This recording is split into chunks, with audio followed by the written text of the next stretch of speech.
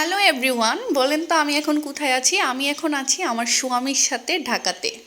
Yes, আমি ঢাকাতে আসছি বিয়ের দাওয়াত খাওয়ার জন্য। তো দাওয়াত তো খাওয়া হয়ে যাবে, আবার আমার হাজব্যান্ডের সাথেও দেখা হয়ে যাবে।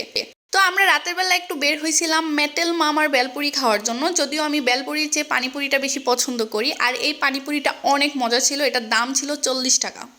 আর এইটার লোকেশন হচ্ছে ধানমন্ডিতে। ধানমন্ডি কোথায় আমি জানি না, কারণ এত কিছু তো আর আমি চিনি না। ওই এলাকায় তো আর আমি কখনো যাই নাই।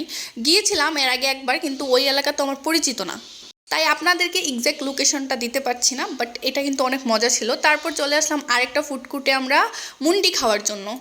আর মুন্ডি তো পাহাড়ি খাবার, তো আমার অনেক দিনের ইচ্ছা ছিল যে আমি এটা খাবো, কিন্তু কুমিল্লাতে এটা আমি কোথাও পাচ্ছিলাম না। তো ঢাকাতে এসে দেখলাম যে না, এটা আমি রাস্তায় পেয়ে গেলাম।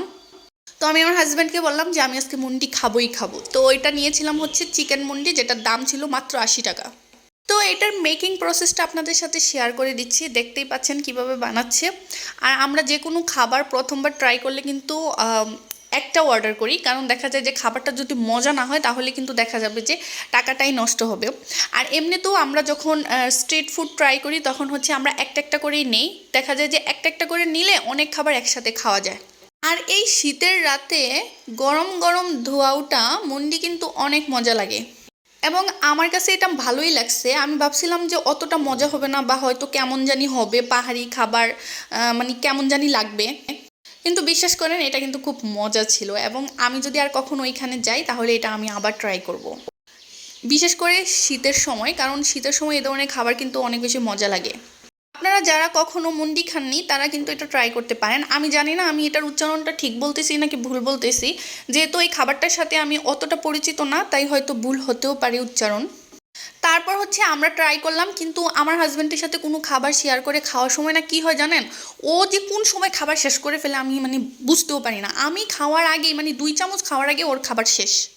দেখুন, এটা কিন্তু অনেক গরম, ও কিন্তু খেয়ে ফেলতেছে, কিন্তু আমি এটা মুখেও নিতে পারতেছি না। ঠান্ডা হওয়ার জন্য ওয়েট করতেছি, ঠান্ডা হওয়ার জন্য ওয়েট করতে করতে ওর কিন্তু অর্ধেক খাবার শেষ। এইরকমই হয়, এজন্য ওর সাথে আমি কোনো খাবার শেয়ার করতে চাই না, কারণ শেয়ার করলেই আমার বিপদ হয়। আমার কপালে হচ্ছে জুটে না, ওর কপালে জুটে যায় 80% অ্যান্ড আমার কপালে জুটে যায় অনলি 20%। এই জন্য এখন থেকে একটা বুদ্ধি বের করছি, কোনো খাবার শেয়ার করে খাওয়ার সময় আগেই হচ্ছে ওকে ভাগ করে দিয়ে দিই। আমি জানি আমি খাবারটা খাওয়ার আগে আগেই ওর হচ্ছে 80% শেষ হয়ে যাবে, অথচ খাওয়ার কথা 50-50।